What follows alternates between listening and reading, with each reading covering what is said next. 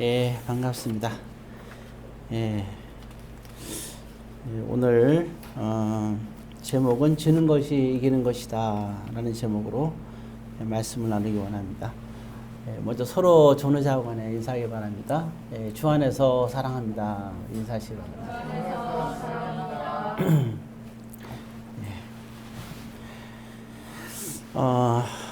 산상수는 예수님께서 친히 하신 말씀이고 권위 있는 말씀입니다. 하나님이 사람으로 오셔가지고 오늘 저와 여러분들에게 하신 말씀이 산상수인데 그 중에 있는 말씀입니다. 먼저 보게 되면은 이제 그 마태복음 5장의 말씀인데 5장, 6장, 7장에 이렇게 예수님께서 하신 말씀이 쭉 나오고 있어요. 오늘 그 본문에 보니까 그런 말씀이 나옵니다. 5장 13절 한번 같이 읽습니다. 너희는 세상의 소금이니 소금이 만일 그 맛을 잃으면 무엇으로 짜게 하리요? 후에는 아무 쓸데없어 다만 밖에 버려져 사람에게 밟힐 뿐이다. 아무 쓸데없어라는 말씀이 나오죠. 그래서 여기서 제목이 사실은 소제목은 하나님께 쓸모 있는 사람이라는 제목으로 원래 소제목이 원래 그렇게 되어 있습니다. 그래서 마태복음 5장 13절인데 하나님께서 창조를 했을 때는 다 목적이 있습니다. 그잖아요. 모든 창조에는 목적이 있습니다. 사람이 무언가를 만들었을 때 실패라고 생각하는 것은 만들었는데 아무 목적이 없을 때 혹은 어떤 목적을 갖고 만드는데 그 목적에 해당되지 않을 때 우리는 실패했다고 얘기를 합니다. 하나님은 실패하시는 분이 아니죠. 하나님 저와 여러분도 마찬가지고 어느 한 사람 심지어는 그 어떤 것까지도 하다못해 곰팡이나 바이러스까지도 심지어는 코로나19 바이러스까지도 하나님이 창조했을 때는 목적이 있는 거 아니겠어요? 그 어떤 것도 우리는 알 수 없을 뿐이지 그 모든 것은 목적이 있습니다. 그럼 이제 그렇다면 하물며 천하를 다 다스리라고 했던 그러한 그 인간 사람에게 어떻게 목적이 없을 수가 있겠어요. 자, 그래서 오늘은 하나님께 쓸모 있는 사람에 대한 말씀을 나누고 싶은데 한 세 가지 정도 보고 싶습니다. 하나는 일단 그 12절에 보게 되면 나오듯이 우리가 쭉 나오는데 억울한 일을 당했을 때 우리가 기뻐하고 즐거워할 수 있는 사람, 그런 사람이 하나님께 쓸모 있는 사람이 되는 거죠. 억울한 일을 당할 때 기뻐하고 좋은 사람. 두 번째는 16절에 나오지만 착한 행실에 대한 얘기입니다. 거기 이제 16절에도 보게 되면 그렇게 나왔잖아요. 너희 착한 행실을 보고 하늘에 계신 너희 아버지께 영광을 돌리게 하라. 이 쓸모 있는 사람은 착한 행실입니다. 착한 행실을 우리가 함으로 인해 갖고 나를 위한 것이 아니라 하나님의 영광을 위해서 우리가 하는 거예요. 그 다음에 이제 그 33절부터 37절까지의 그런 말씀이 나오는 부분인데요. 또 거기서 우리가 알 수 있는 것, 하나님은 우리를 참 잘 알고 있다는 거예요. 우리 자신들을 너무 잘 알고 있어요. 우리가 우리를 아는 것보다 잘 알고 있는데 그 세 가지 정도 이렇게 그래서 우리가 이렇게 세 가지 정도를 통해서 하나님께서 쓸모 있는 사람에 대해서 얘기를 하고 있습니다. 자, 그럼 먼저 좀 더 살펴보도록 하겠습니다. 자, 제일 먼저 보게 되면 거기 5장 거기 12절에 우리가 보았는데 쭉 이제 이제 10절부터 12절까지 쭉 나오는 내용입니다. 보게 되면 그런 말이 나오죠. 먼저 10절은 우리가 잘 아는 말씀이죠. 의를 위하여 박해받는 자는 복이 있다. 그리고 천국이 그들 것이라 이렇게 하고 11절에 보면 나로 말미암아 너희를 욕하고 박해하고 거짓으로 너희를 거슬러 모두 낙한 말할 때는 너희에게 복이 있나니 12절 앞부분에 기뻐하고 즐거워하라 그랬습니다. 우리가 예수님 때문에 또 예수를 믿기 때문에 그냥 있잖아. 내가 예수만 안 믿으면 뭐 그런 거 있잖아요. 그죠? 내가 이제 예수만 안 믿으면 내가 이렇게까지 할 필요가 있을까? 뭐 이런 거 있잖아요. 굳이 내가 그거 보면은 그래요. 이제 그 나왔듯이, 이거, 박해를 받을 때, 보게 되면 그잖아요. 의를 위하여. 뭐 이렇게 얘기가 나오는데, 10절에 보게 되면 의를 위하여. 이렇게 나잖아. 박해받는 거. 근데 그 의를 위한 게 누굴 위한 거냐? 결국은 11절에 바로 밑에 나와요. 나로 말미암아. 여기서 나는 누굽니까? 예수님 자신이잖아요. 그러니까 우리가 의를 위하여 핍박받는다는 것은 곧 예수님을 위하여 핍박을 받는 걸 얘기하는 거예요. 예수님 때문에. 그렇습니다. 그래서 여러분들이 억울해도 우리가 억울해도 참아야 되는 이유는 우리가 예수님 때문에 참는 겁니다. 요즘처럼 이제 흉악한 시대에 참 많은 어려움이 있을 때도 마찬가지죠. 이번에 보니까 그 우리 올림픽 할 때 그 안산 그 선수 있었잖아요. 그게 우리 금메달 3개 땄나요? 그렇죠. 근데 뭐 머리가 짧다고 해서 막 이제 비판하는 것도 막 나오고 있었잖아요. 그런 일도 나오는데 참 얼마나 억울하겠어요, 그죠? 머리가 짧게 깎았다고 희한한 뭐 말을 듣지 않나. 그리고 막 금메달 그 3번째 따기 직전에 그냥 난리가 났었는데 참 안타까운 일이죠. 그럼에도 불구하고 당당하게 이겨내는 모습을 우리가 볼 수가 있잖아요. 비난하는 사람들은 여전히 비난하겠지만 마찬가지로 우리가 어떤 억울한 일을 당한다 하더라도 우리는 정말 그 예수를 믿는 사람들 아니겠어요? 그러니까 우리가 그런 상황 속에서 있기 때문에 우리는 기뻐하고 즐거워할 수 있어야 됩니다. 그리고 이 기뻐하고 즐거워야 될 이유를 말씀하셨는데 거기 이제 보면 그 12절에 보면 그게 나오죠. 하늘에서 너희의 상이 크다 그랬습니다.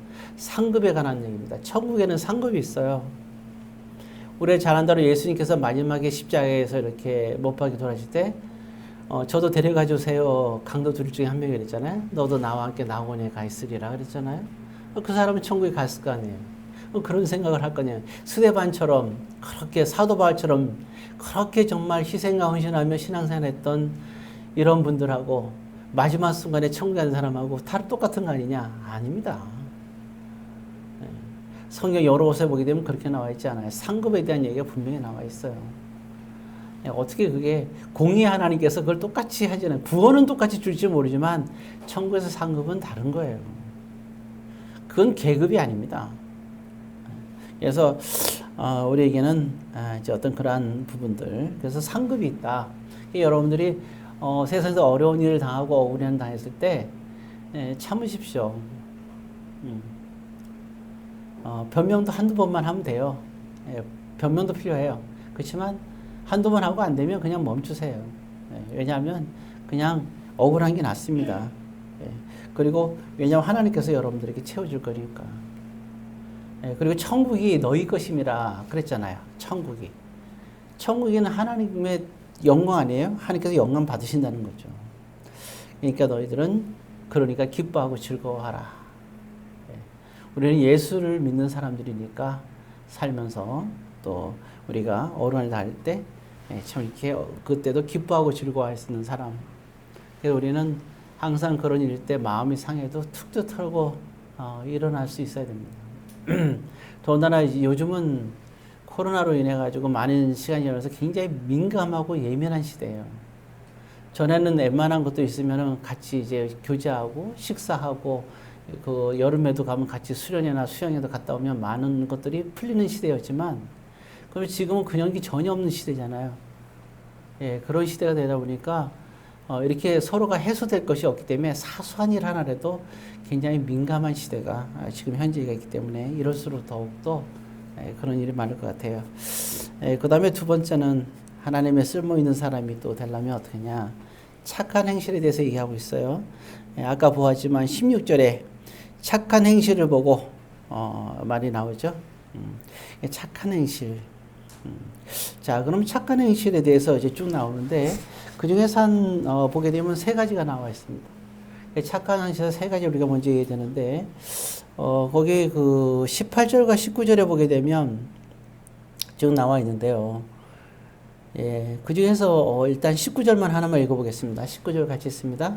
그러므로 누구든지 이 계명 중에 지극히 작은 것 하나라도 버리고 또 그같이 사람을 가르치는 자는 천국에서 지극히 작다 일컬음을 받을 것이요 누구든지 이를 행하며 가르치는 자는 천국에서 크다 일컬음을 받으리라.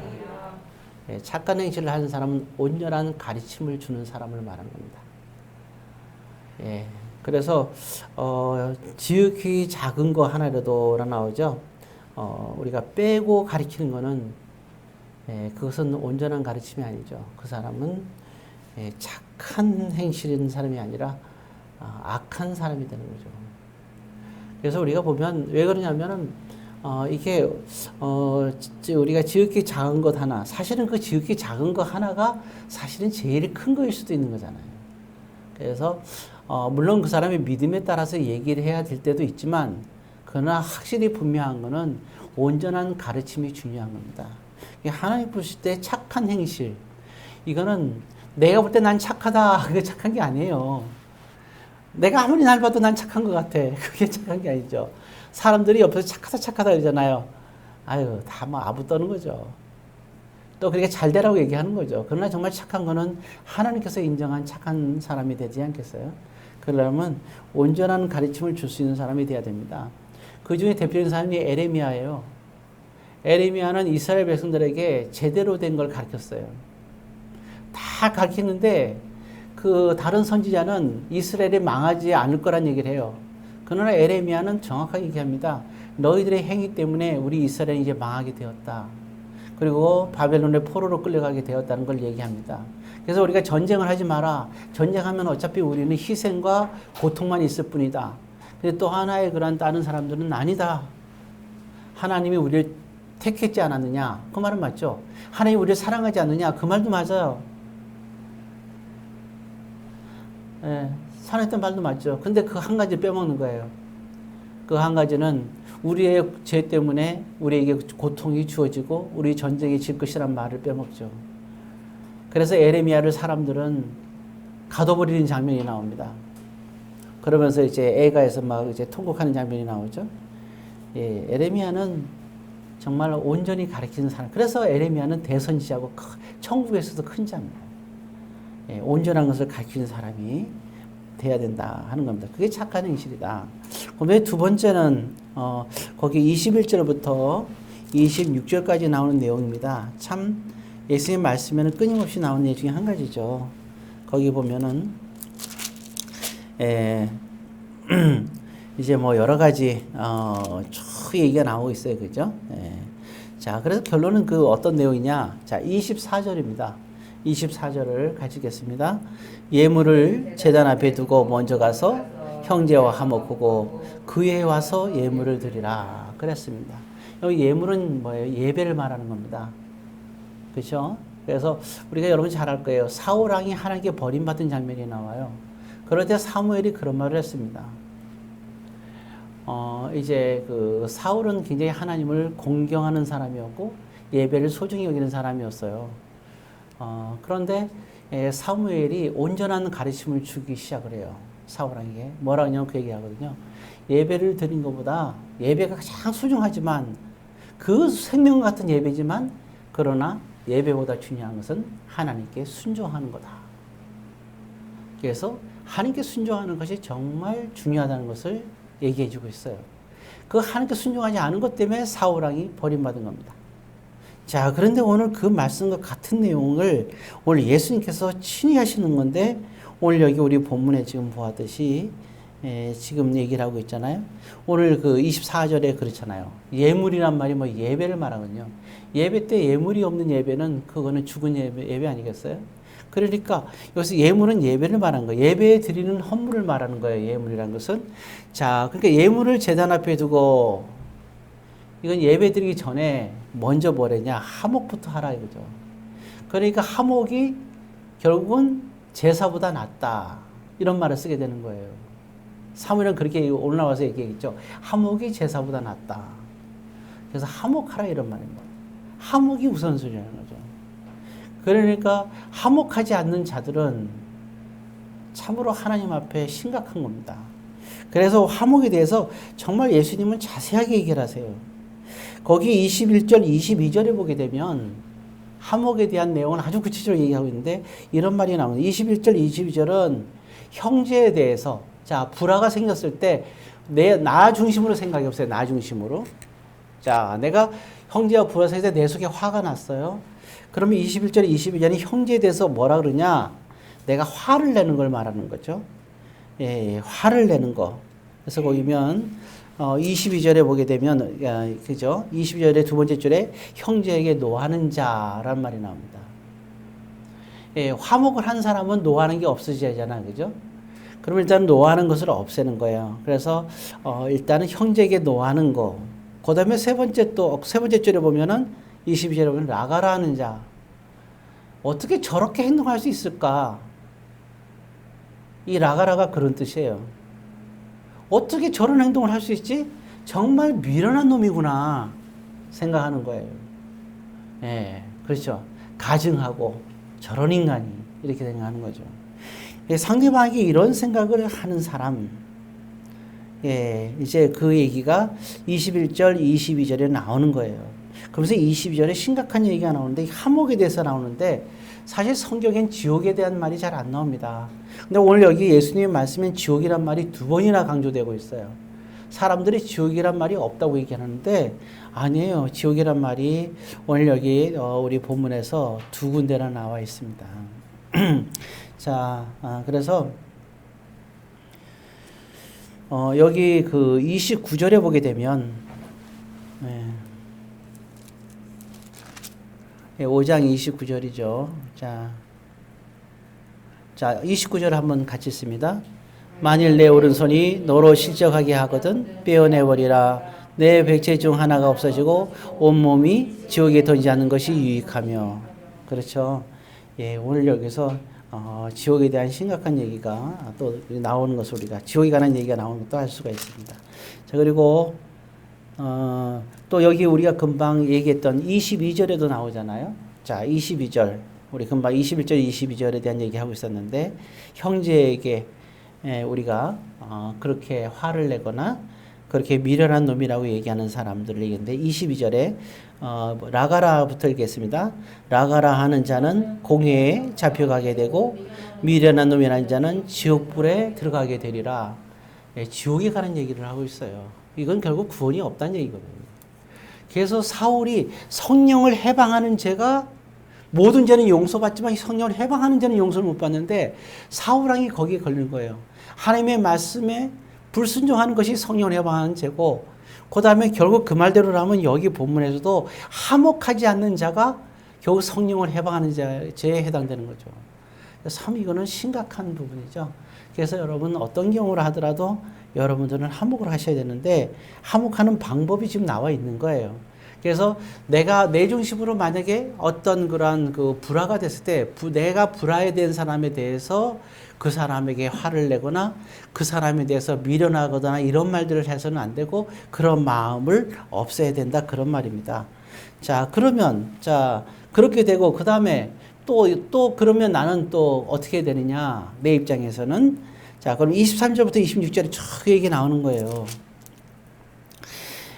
그 말은 뭐냐면 우리가 쭉 나온 대로 보면 25절을 한번 읽길 바랍니다. 25절 같이 씁니다. 너를 고발한 자와 함께 길에 있을 때 급히 사화하라 그랬어요. 이 내용은 보게 되면 23절부터 26절까지의 내용이에요. 그럼 나는 어떻게 해야 되느냐? 예, 우리가 잘했든 못했든 떠나서 이걸 기억하세요. 사람은 희한하게 저 사람이 나를 사랑하는지 안 사랑하는지 어떻게 하느냐? 알 수 있어요. 우리는 사실은 그죠. 예, 알 수 있어 생각하거든요. 예, 그래서 사람은 항상 그런 거예요.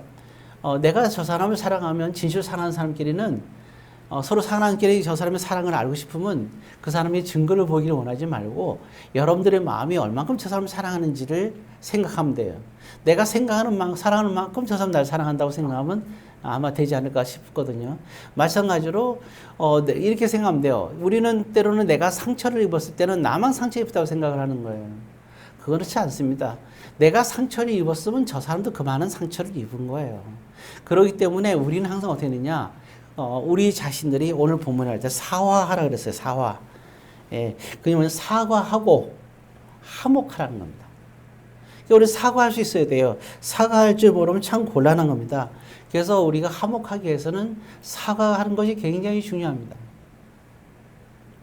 제가 하나 그랬잖아요. 옳고 그름으로 사과라는 게 아니에요.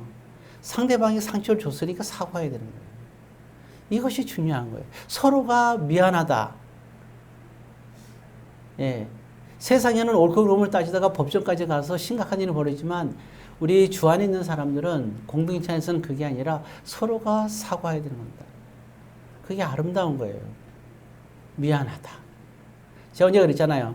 제가 볼 때 감동받은 거 얘기했잖아요. 제가 그 여자의 발을 밟았는데 그 여자가 먼저가 상냥하게 웃으면서 저한테 미안하다고 인사를 할 때 저는 지금도 그 어렸을 때 고등학교 때 그 일인데 아직도 기억하고 있고 그걸 잃을 수가 없다고 그랬잖아요. 저는 확실한 건 그분은 정말 이 말씀을 알고 있는 사람이라는 거예요. 예, 그래서 우리는 서로가 이 화목에 대해서 얘기한 거예요. 착한 행식은 어떤 사람이냐? 두 번째는 화목에 관한 겁니다. 그리고 더군다나 여기는 지옥에 관한 얘기까지 꺼내들고 있고, 그래서 그 주기도문에서도 항상 얘기하지만 마지막에 용서에 관한 얘기를 하잖아요. 내가 너희를 위해서 용서하기 위해서 십자가에 못 박혔다. 그런데 너희가 나한테 용서받기 위해서는 너희가 다른 자들을 용서해야 된다. 그 화목에 대한 얘기입니다. 그래서 화목에 대한 구체적인 얘기, 또 화목에 대한 하는 방법에 대해서 오늘 여기서 아주 정확하게 나와 있어요. 자, 예를 들면 나중에 여러분들이 한번 찾아보시면 알겠지만 사무엘하 16장 5절부터 13절에 보게 되면, 특히 13절에 보게 되면 다윗이 우리가 잘 아는 대로 압살롬이라는 아들이 있었는데 압살롬에 쫓겨서 왕궁에서 쫓겨나는 장면이 나와요. 근데 이 쫓겨나니까 그 사울왕에겐 친척이 하나 있었는데 그 이름이 시므이라는 사람이 있었어요. 보니까 너무 고소하거든요. 자기가 존경하고 좋아했던 사울왕이 죽임을 당했잖아요, 전쟁에서.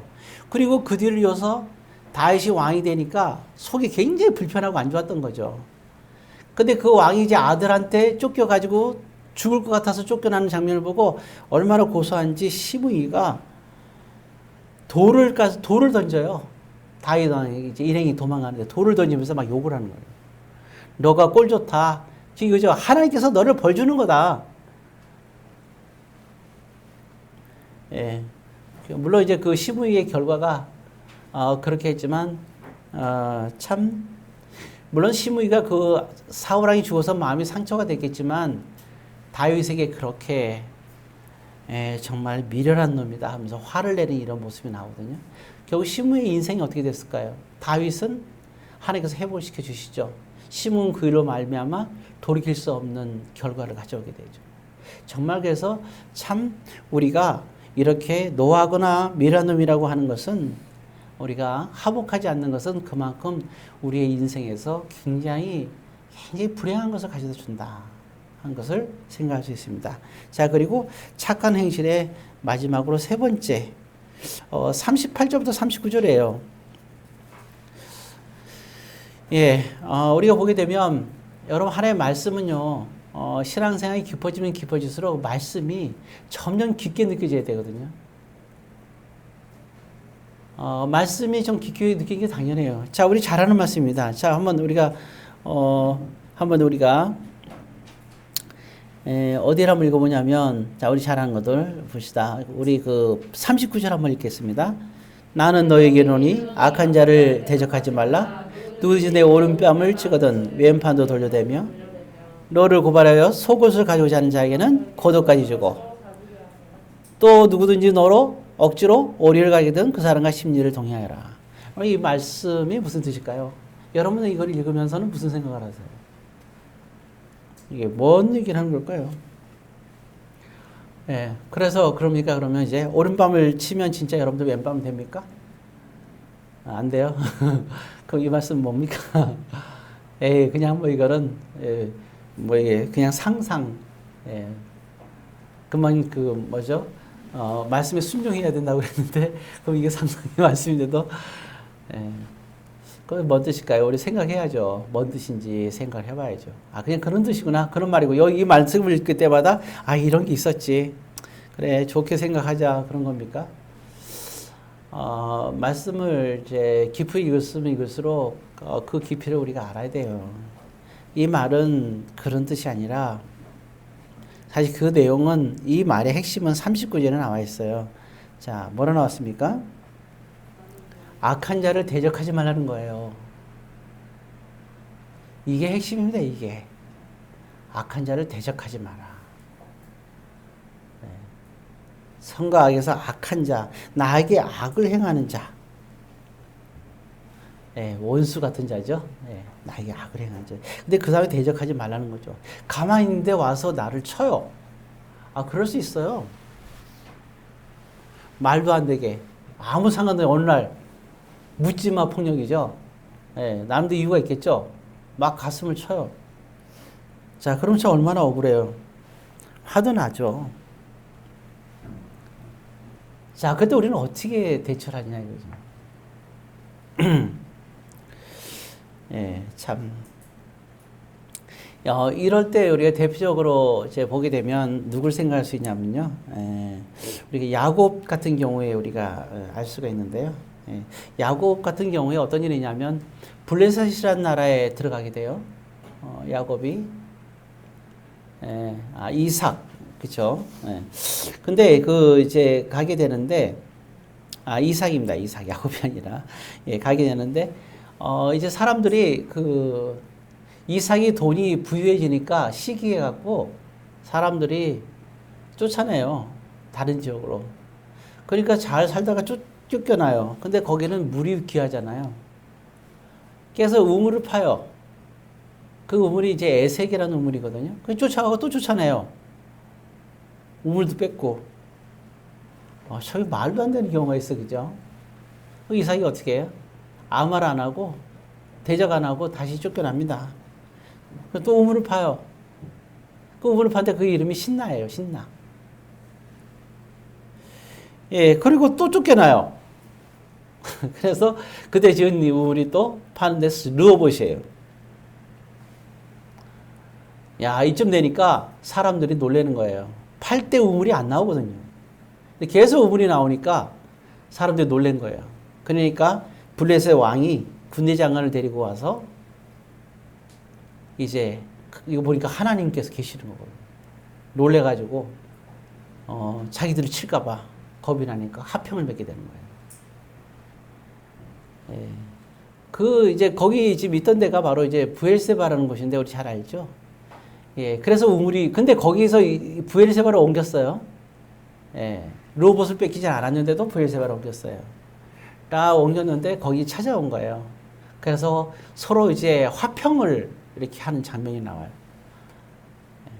악한 자를 대적하지 않았는데 그 최고의 그런 왕과 그가 와갖고 화평하자고 해서 화평을 하는 거예요.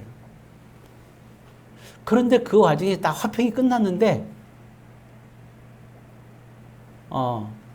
이제 그 이렇게 사람들이 와갖고 이삭에게 얘기하는 거예요. 여기에서 우물이 나왔습니다. 그래서 그 우물 이름을 뭐라 하냐? 세바라고 짓는 거예요. 부엘, 하나님의 이런 뜻이거든요. 그래서 부엘세바예요. 하나님의 우물이라는 뜻이에요. 하나님의 세바. 정말 그런 모습을 이렇게 볼 때 참 악한 자를 대적하지 않는 이유. 하나님께서는 그 말씀대로 이삭이 행동을 했을 때 하나님께서 정말 놀랍게 축복을 주셨어요. 사울왕이 다윗을 얼마나 죽이려고 했어요. 여러 번 죽이려 했죠. 근데 다윗이 사울을 죽일 수 있는 기회가 몇 번 있었어요. 그리고 다윗 신하들이 죽이려고 하니까 다윗이 죽이지 못하게 해요. 그렇게 괴롭혔던 사울을 죽이지 못하게 합니다. 그리고 대적하지 말라 그래요. 싸우지도 않아요, 사울왕하고. 그랬더니 하나님께서 다윗에게 어떻게 하셨나요? 어마어마한 축복을 주시고 굉장한 회복을 주셨잖아요. 예, 그리고 성경의 그러한 그 열왕기와 역대기의 주인공으로 삼아주셨어요. 큰 하나님께서 쓰임받는 축복을 주신 거죠. 성전도 같이 역사를 통해서 이루고. 예, 어떻게 왜 그러냐? 다윗은 본보기로 보인 거죠. 악한 자 사울을 대적하지 않았습니다.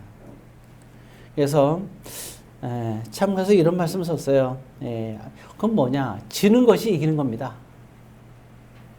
이삭은 졌어요. 지는 힘이 있어야 돼요. 지는 힘이 성령 하나님의 권능입니다. 성령 하나님이 너에게 임하면 너희가 권능을 받고. 여러분, 지는 힘이 권능이에요. 예, 하나님께서 반드시 거기에 대한 보답을 해주십니다. 그리고 악한 자들은 하나님께서 거기에 대한 보응을 하세요. 그래서 항상 생각할 때, 그럼 우리는 어떡하냐? 원수를 사랑하라 그랬잖아요. 사랑하라는 게 말하면 또 뭐가 나와요? 기도하라는 거예요. 즉 원수를 사랑하라는 거는 뭐 하라는 거냐? 원수를 위해서 기도해 주라는 겁니다. 기도해 줘요. 핍박하는 자, 원수를 말하는 거거든요. 그러니까 이 세 가지, 오늘 제가 여러분들에게 쓸모 있는 사람에 대해서 세 가지 중에서 두 가지 말하고, 특히 착한 행실에서 세 가지 말했어요. 첫 번째는 온전한 가르침, 그리고 두 번째는 화목, 세 번째는 지는 것. 지는 것이 이기는 것이다. 그리고 마지막으로 쓸모 있는 사람들은 거기 33절부터 37절의 내용인데요. 이게 참 어려워요. 예, 근데 그런 말이 있잖아요. 예, 재밌는 말이 나와요. 우리에게 37절 한번 읽어보겠습니다. 37절. 오직 너희 말은 옳다, 옳다, 아니라, 아니라 하라. 이에서 지나는 것은 악으로부터는 아니라. 예. 거기 보면 이 얘기 왜냐면 33절은 맹세에 관한 얘기예요. 맹세하지 말라 그랬어요. 맹세하지 말라니까 나는 맹세 안 한다는데 그 맹세의 의미를 이 말씀을 이해를 못하니까.